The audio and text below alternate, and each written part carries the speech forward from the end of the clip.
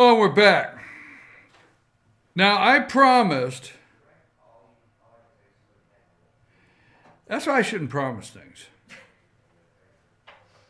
All right, I promised that I was going to talk about this obstruction of Gilmer High School. You thought I was going to say something else. Obstruction of Gilmer High School property. And I'm going to. I'm going to right now. I'm going to talk about that.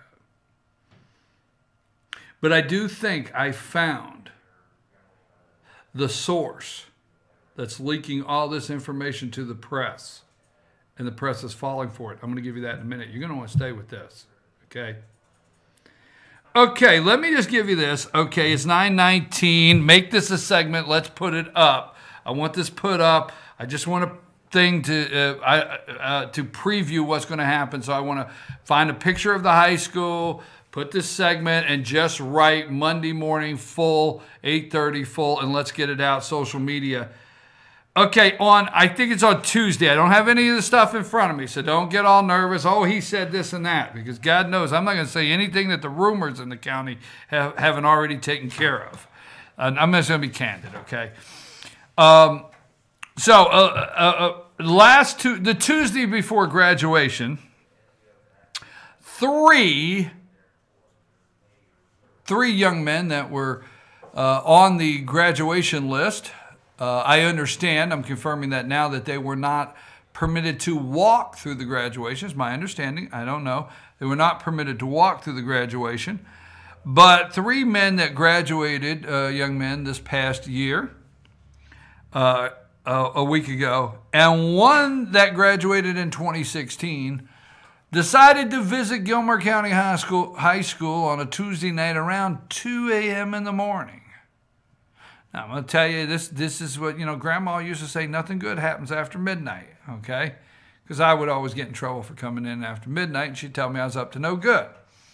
So approximately 2 a.m., 4 males decided to go to Gilmer County High School and vandalize and enter the school and damage your property that belongs to you. Now, at first, I heard school prank gone bad. So I started thinking about that. And then I started hearing different accounts of what took place.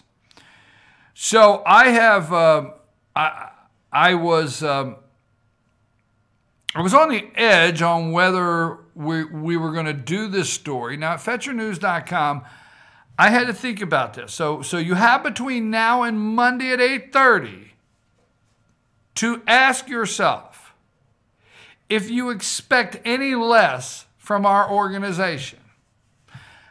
Ask yourself that if we don't do the story, will you think less of our organization? Ask yourself if you can remember a time I've come on here and truly looked into this camera and lied to you about who Fetch Your News works for, who we are beholden to, you the citizens. Find how many times that you have come here and watched this show, and I've looked directly into the camera and said to you, if you ever want to figure out what side we are on, it's real simple: the citizens. We believe every elected, appointed in the government position, no matter what it is, should at all times acknowledge it's your tax money. You pay their salary, and they're to be good stewards of every aspect of what they're doing in that day of your money. There you go. So with that being said, when this first took place, and I heard prank, and we are always on the side. Now let's go. I'm just going to be straight. All four of these are former football players. All four. Former football players. So former football players. And I'm going to be straight that, hey, we all as kids do things we shouldn't do. And so when it comes to Team FYN Sports, what do I always say? promoting and highlighting young athletes in a positive way. That's not changed. We have had situations in the past 7 years with Team FY in sports where we have had athletes do what I call dumbass stuff, okay? But, you know, it just didn't constitute really doing anything. When it comes to young athletes, Team FY on Sports always tries to look to see, you know, if we just run to the microphone, if we just run to publish it on our website, just so we can sensationalize something, just so I can get an extra viewer, who am I hurting? See, what I always said as the CEO of FetcherNews.com, I said, we do the news. We do the news. But we do it in a way that we realize we live here the next day. See, I always call them the satellite trucks. They rush up here, you know, somebody texts down to Atlanta and says, a snowflake just landed on my dog's nose. And next thing you know, storm trackers headed north, right? Something happens, they sensationalize it, they run up here, right? Remember, we could not get another video truck on the lot up there at Fannin County Schools when we did the transgender bathroom story, right? So the satellite trucks run up here, they sensationalize the story, it's live at 5 for 3 minutes, and we don't see them anymore. But at FetcherNews.com, we believe in being part of the community, and we believe when we do stories or report on stories to report them in a way that we live here the next day.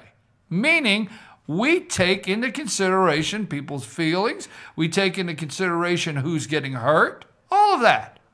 Whether you like it or not. Oh my God, I went to school for journalism, and that is nothing like what journalism we were taught. Good. That was the goal. To actually be a community news source that handled it in this way. Now, with all of that, I guess, preaching being done, after reviewing the video, so let me tell you what you're going to see Monday. You're going to see all for you to decide. We are putting together a full report on this, and we're going to let you decide if it's a high school prank. Now, I will tell you there's several thousand dollars of damage. We have all of the security footage. We have every picture of everything. We have open records requests for the complete police reports, the files. We have interviewed, and we're going to do the full story Monday. We are going to show you Monday this high school prank gone wrong. And by the way, I'm not intimidated by anybody. Let's make that clear. Monday at 8:30, we're going to do that story. Okay? We take a brief break. I want to put that into one segment, Sam. Let's take a break. We're going to come back, talk about property tax appraisals, and then Monday, 8:30 that, and then we're going to wrap up the show.